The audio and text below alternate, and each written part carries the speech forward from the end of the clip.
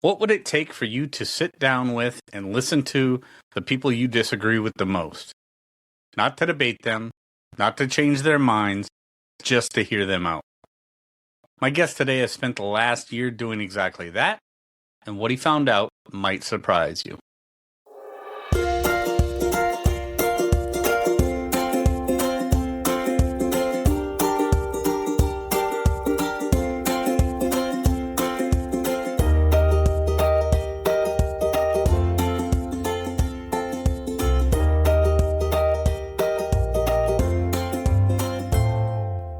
Welcome back, my friends, to the D-Rate the Hate podcast. I'm your host, Wilk Wilkinson, your blue-collar sage, calming outrage and helping to navigate a world divided by fog and those who would spread that fear, outrage, and grievance.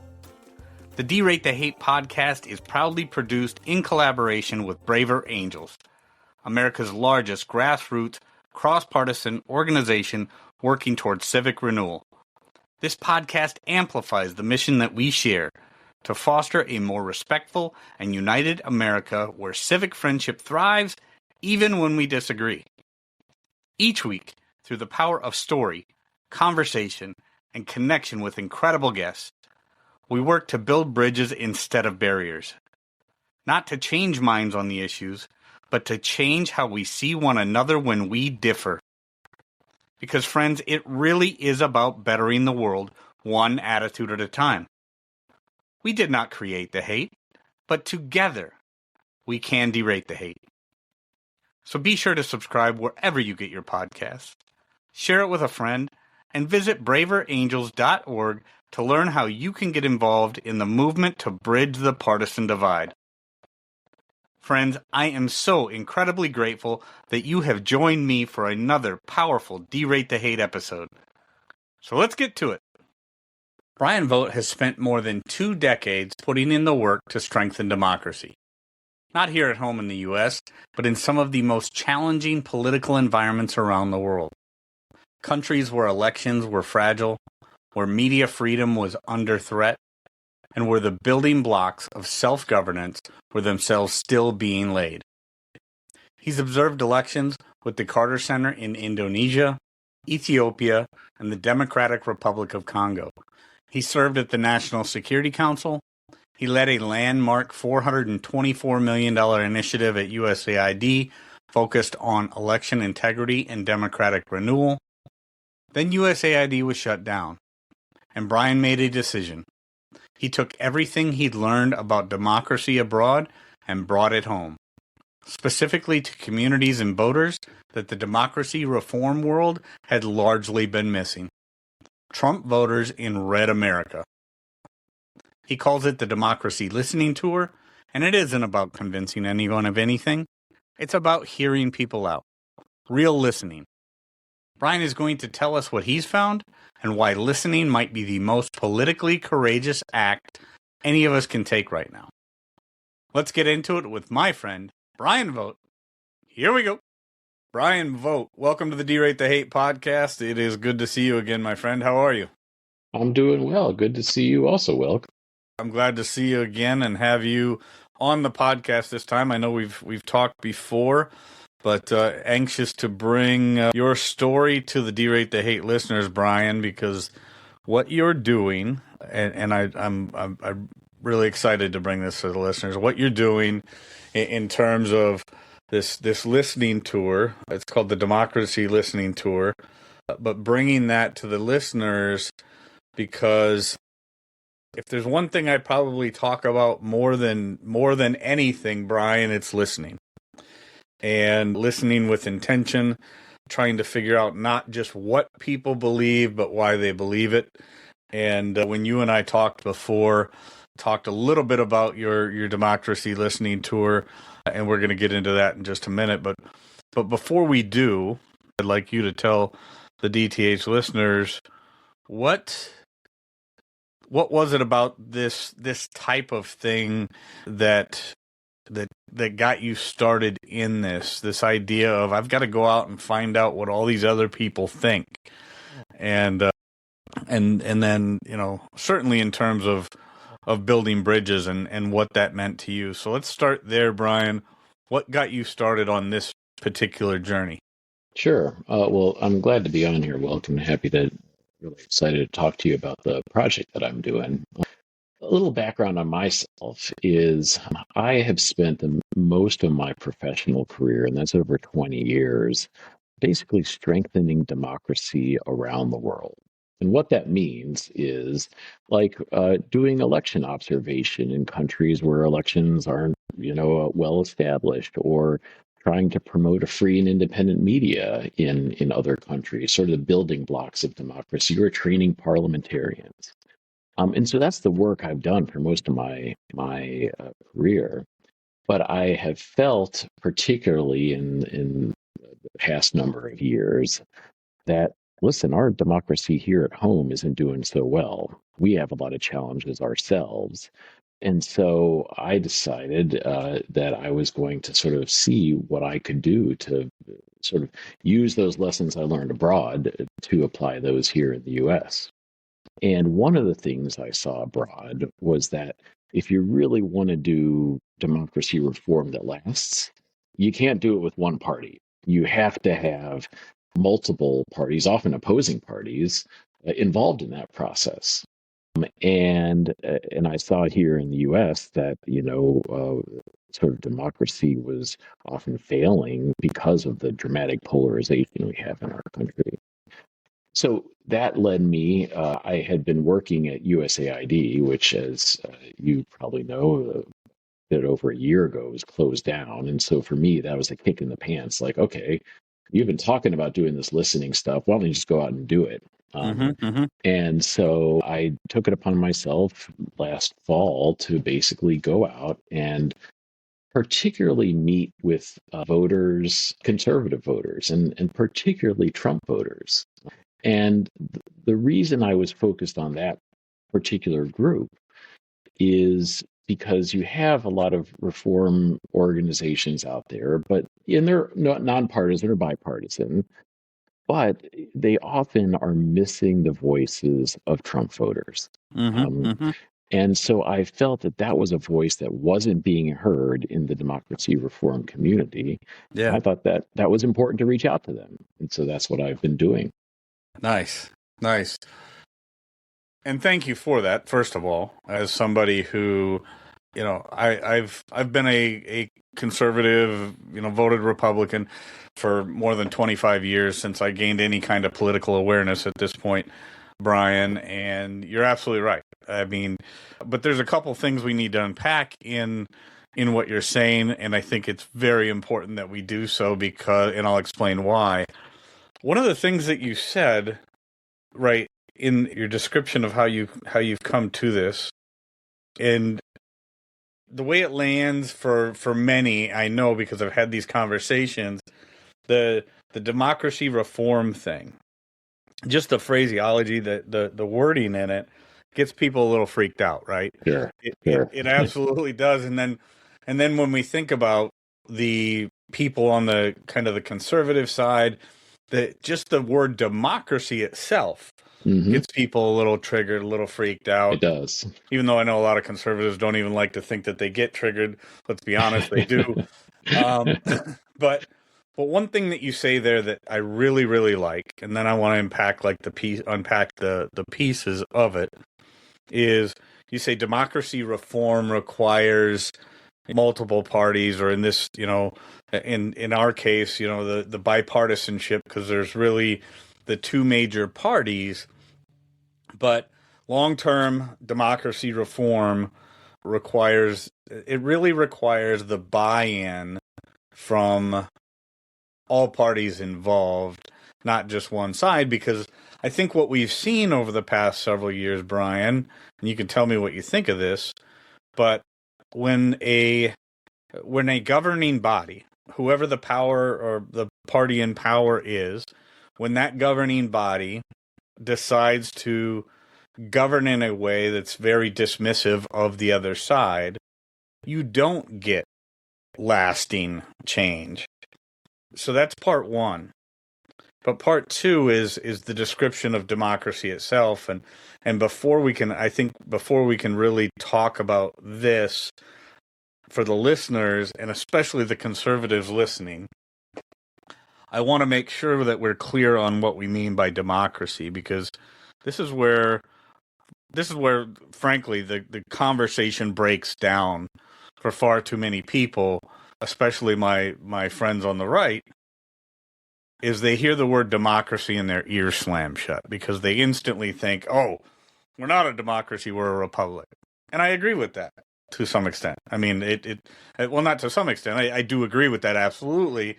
But it depends on what you're saying in terms of democracy. So I would say, we're thinking of democracy as the people have the power, but republic as in we are a representative republic governed through the protections of a United States Constitution.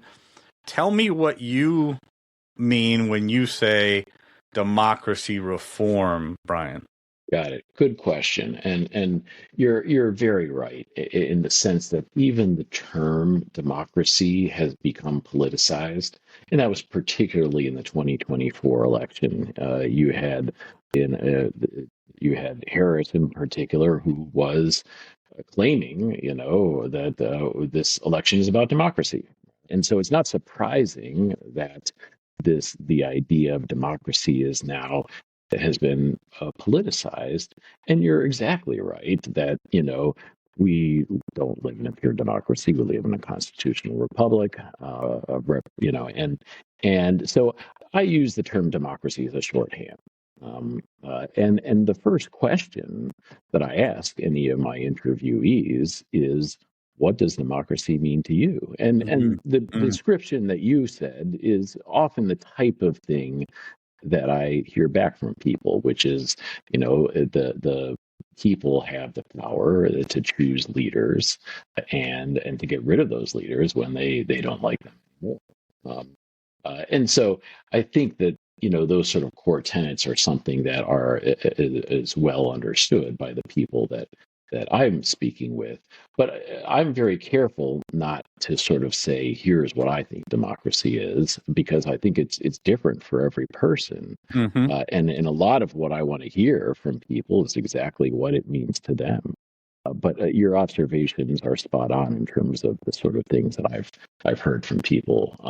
But when also you asked about the term democracy reform, and that can mean lots of different things. Sure. For some people, it's about getting corruption out of government, or money in politics, or gerrymandering, or for some people it's about reducing polarization. For some people it's about engagement in sort of in our communities. So it could be sort of a wide variety of types of things. What sort of reform of the system could be. Yeah. Yeah, and I think that's good. One of the things, and I'm going to bring up something that's slightly uncomfortable, just so I can get your view on it, because something that happened recently, and it was brought to my attention because I hadn't even really had something on this like this on my radar. Stay with us. We'll be right back. Hi, I'm Richard Davies, host of the podcast, How Do We Fix It?, where we report on the people, projects, and ideas of braver angels. Listen and subscribe to our shows wherever you get your podcasts. So far, we've recorded more than 36 episodes, all about braver angels. Most are less than 30 minutes long. Again, our podcast is How Do We Fix It?, and our website is howdowefixit.me.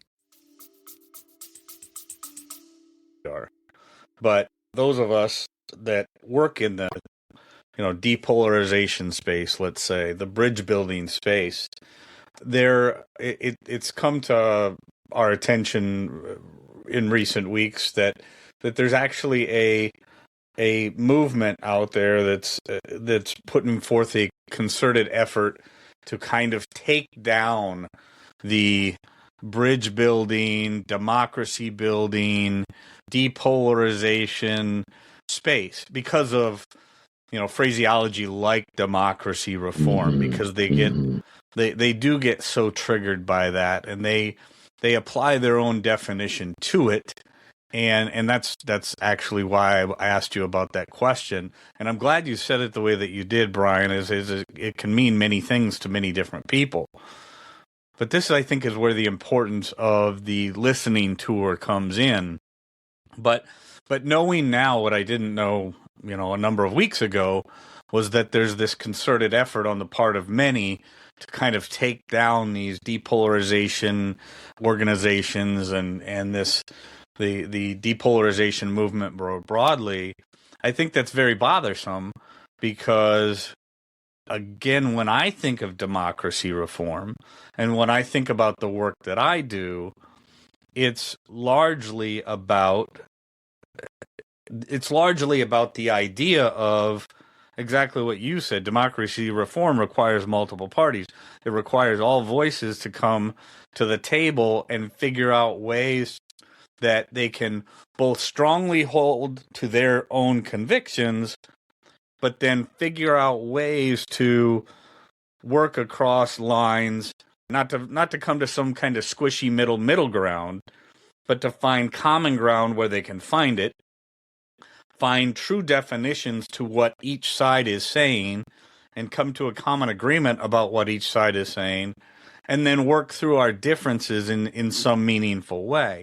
That's what I see democracy reform as being. Not that we want to fundamentally transform what the United States of America is, as one president once said, because I don't want to fundamentally transform what the United States is. We've survived 250 years because, in my opinion, we are the greatest nation that's ever been devised. I want to get into what, number one, you think about this whole thing, and had you heard of this thing in your listening tour about this effort to kind of take down these depolarization organizations. Some call them democracy building organizations. But then what you were learning by, and I think we said it already, or you said it already, you were focusing on actually listening to Trump voters, people on, let's say, the red side of the political spectrum, in terms of American politics. Yep. So let's unpack all that a little bit, Brian. Sure, yeah. I mean, so I haven't heard about the sort of effort to sort of counter the depolarization of space, but it doesn't surprise me. And the reason I say that is, like, there's a lot of money and benefit from polarization. There are a lot of people out there that really benefit from that. So it doesn't surprise me at all, right? Who, as they say about local media, if it bleeds, it leads. If there's conflict out there, someone is benefiting from that. That's right. And so when you threaten those benefits, it's not surprising to me that though some people would be pushing back against it. But that doesn't. What that shows me is that it's actually working, and people are feeling threatened. And so Great that point. could be a good sign. So that's just one response to that. I think fear sells, division sells, and you see it in our entertainment and so forth. So it doesn't surprise me at all. But that to me is just more reason to do the sort of listening that is the sort of thing that I'm trying to do. Because in the sort of, if you will, in the democracy reform community, there often is the inclination to say, here's the best way to do things, right? Here, we should have a system that does X, Y, and Z. It should be proportional representation, or, this is the best way, right? And in my mind, and what I've in work I've done around the world, the first step, if you really want to enact change, is the first step is really listening to the people that you're trying to engage with. And so that's why when I'm going into interviews with people, I don't say, here's the way we should be doing things. It is, and I may personally disagree with somebody, but it's not my place to sort of say, you're wrong. That's not right. it's my role is one to sort of try to dive into people's motivations, what their opinions are, and why they think that. And that I think can help inform those who, want to have and I think a more democratic system. And the people I speak with, really most of them, all of them, I'd say, really do believe in democracy. In broader sense. Not the Sure. hyper politicized version of it, but the idea that we all need to have a say in our future. And so I feel I've come away from all of my conversations sort of really energized That's by fantastic. the sort of conversations I have with people. That is fantastic. Here's the one thing that I really like most, Brian, about the idea of listening and focusing on the listening. And at Braver Angels, one of the big things that we're talking about most nowadays is courageous citizenship. It really is the next chapter in what Braver Angels is doing. And one of the things that I've been saying for a very long time is it takes a lot of courage to listen to people, especially to people that we are fairly sure we're going to disagree with. Right? I mean, listening with intention to people that we know disagree with us, mostly on policy, but maybe even sometimes on certain values, right? Still being able to listen with intention to those people, that takes courage. It takes courage because we often feel threatened by other people's points of view, or I think a lot. Well, and then let's face it, there's a certain amount of reality as well to people who do feel a bit insecure about their own position on things, and when they listen to things that counter what they believe that they aren't so sure about, I think they're afraid that they will somehow be persuaded into changing their mind. And one of the things that I say that I think really aligns with what you're saying, Brian, is, and I think it's hugely important, but one of the things that I often say is that I'm not here to change anybody's mind on a particular thing, but I'm here to open their mind to the idea that what they're certain about may not be so. And it's fine if they stay certain and stay right where they're at on their position. But if I can at least open their mind a little bit to the idea that it isn't perfectly within their certainty that they're going to find all the right answers. I mean, we don't learn, or at least my experience tells me that I haven't ever learned a whole lot inside my comfort zone. Especially when it comes to things as important as like policy, when it comes to whether it be domestic policy or foreign policy. I don't know much about foreign policy at all, I'll be honest, Brian. And I know that's one of your specialties, but when we think about what's happening here in the United States, I usually think about things largely in terms of how we relate to other people. Right. Because I talk, I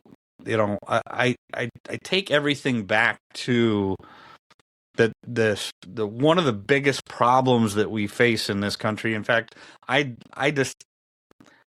firmly believe that it's our only true existential threat as a body of we the people is this us versus them tribalism. Yep. And the toxic polarization, as my friend John Wood Jr. often says, toxic polarization is the one problem that ensures all other problems don't get solved. So when we aren't listening to the other side, and whether you're on the right or on the left or somewhere in the middle, if we refuse to listen to that other side, we just don't know enough about them. But then there's that other thing, and there's something here, because there are people out there, Brian, that might look at your democracy listening tour and say, oh, well, this guy, USAID, maybe he's got a bone to pick, whatever. Right. Maybe he's just doing this as some kind of strategy to get in there, and this is a political strategy. He doesn't really care. He just wants to know about the right, and the conservative Trump voters and things like that. I don't like that mindset. I think it's it's wrong-headed in many ways. But what do you say to that? Because there's, like I said, there's this body out there right now that is trying to twist all these things into kind of a conspiratorial thing. But the reality is, and me from a conservative point of view, I know that I am a much better human being for having spent as much time as I do listening to those on the left with whom I disagree on almost everything politically. Yeah. Well, I mean, I totally get the suspicion, right? Because I am not on the, like my political background is not from the right, and so I wouldn't be surprised. I'm not surprised that people are suspicious of what is this guy coming and asking me about democracy? What's his ulterior motive? And all I can say is, like, I'm being as honest with people as I can. That I really do want to hear their stories, and I think generally through our conversation, I've won over most people pretty well in the sense of like, yeah, they get a sense. Here's a guy who really is interested in what I have to say. And I've learned a lot from these conversations. And really, what I'm after are stories, like people's personal experiences. And I'll tell you one of them that was really sort of eye opening for me because I said, one of the first questions I ask people is, what does democracy mean for you? And I was meeting a guy in Kentucky. And I asked him that question. This guy was an Iraq War veteran and very community minded and very engaged in his VFW. The guy would actually go out on the street and find homeless veterans and would try to get them back up on their feet. So someone who really was community minded, but also a strong Trump supporter, lifelong Republican. And I asked him, what does democracy mean to you? And he said, democracy to me means equality, that we all sort of have an equal shot. We all are treated equally. Our votes are all equal. And so it's about equality in that sense. And he described how he was one of the few Latino families in the town where we were in when he was growing up. He was like probably two Latino families in the town. And so he felt like he was sort of like an other, not well, sort of not the normal sort of folks in that town. And I got a sense from him, he didn't say this, but I got a sense from him that he thought of himself as someone who wasn't going to treat people that same way as he felt treated when he was a kid. And I said, democracy. He said, democracy is about equality, but let me tell you about one time when I didn't feel that I was being treated equally. He recounted how he was a manager at a call center. And there was one of his employees, an African American woman, who was allocated time off that she hadn't really accrued because of some administrative error.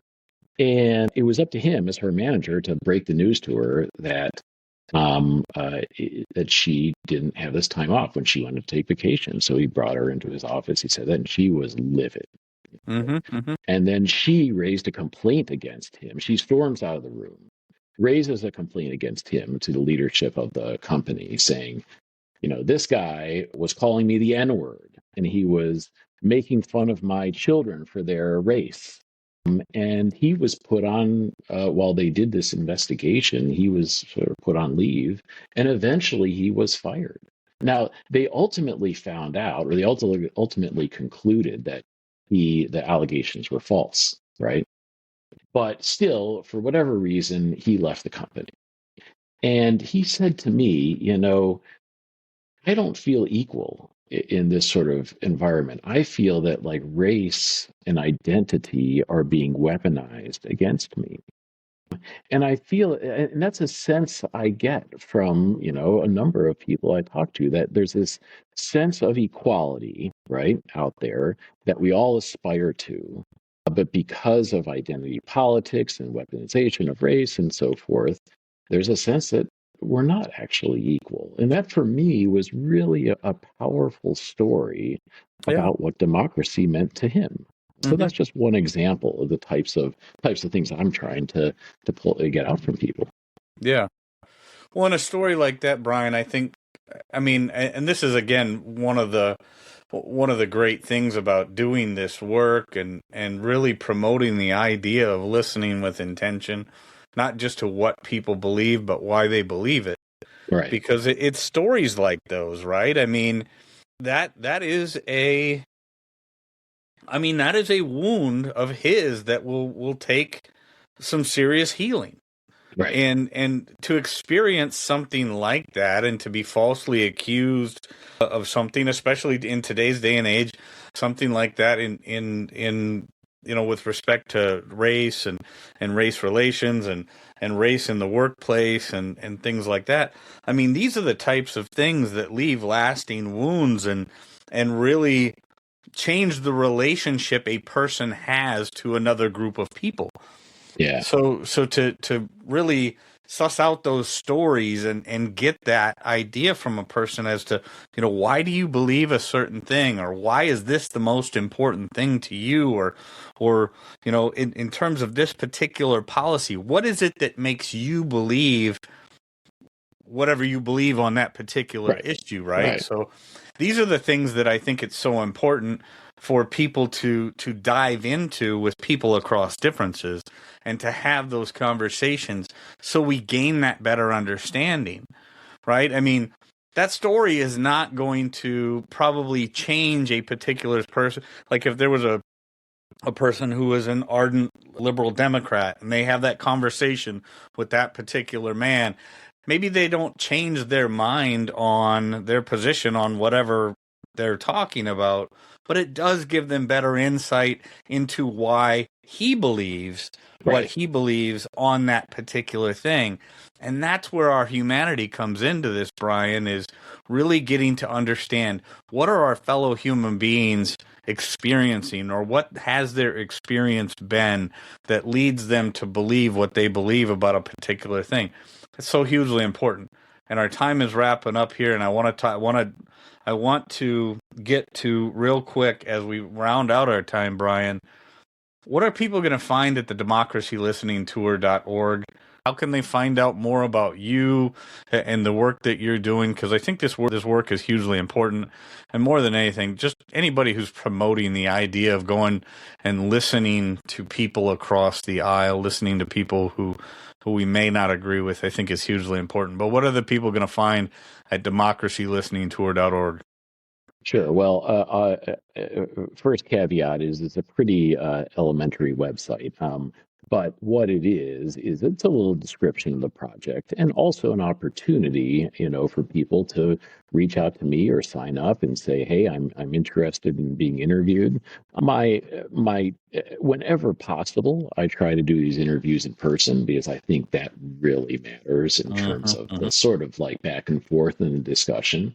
But I know that's sometimes not always possible. And so if I can find somebody, who's really interested in talking and wants to do that remotely, I can do that also. And so that's it's an opportunity on the website to, to get in touch with me and say, "Hey, I'm interested in talking with you." And when I find those people, I'm very interested in talking with them. We can set something up. That is fantastic. And I'm just going to assume or hope that I'm right here, and that would be a reciprocal conversation too, right? I mean, if they had questions about you and your history and your background.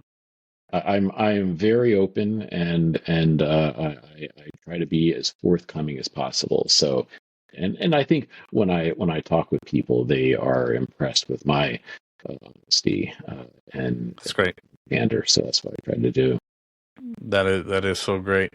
Well, Brian Vogt, I do appreciate your time here on the podcast today. This has been fantastic, and I encourage people to check out the work that you're doing, learn more about you at democracylisteningtour.org. I know they can find you on LinkedIn and other places as well. We'll make sure that's in the show notes. I appreciate your time today, and this has been fantastic, and keep up the great work, my friend. Great. Good talking with you, Will. Friends, I want to thank you so much for tuning in. And if there's anything in this episode that provided exceptional value to you, please make sure to hit that share button. If you haven't done so already, please be sure to subscribe to get the Derate the Hate podcast sent to your email inbox every week. We really are better together, so please take a moment to visit braverangels.org and consider joining the movement towards civic renewal and bridging our political divides. This is Wilk wrapping up for the week saying get out there. Be kind to one another, be grateful for everything you've got, and remember, it's up to you to make every day the day that you want it to be. With that, my friends, I'm going to back on out of here, and we will catch you next week. Take care.